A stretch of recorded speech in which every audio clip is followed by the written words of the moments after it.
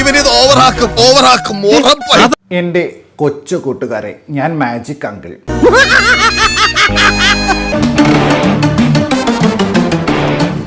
മാമു uncle ഇന്നൊരു കഥ പറയാം എൻ്റെ കൊച്ചു കൂട്ടുകാർക്ക് വേണ്ടി.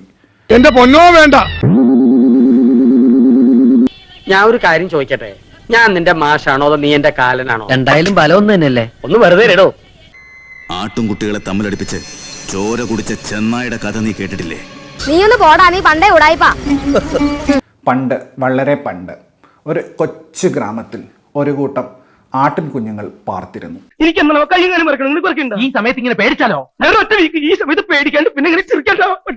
നീ എന്തായി കുഴപ്പമുണ്ടാക്കിയത്?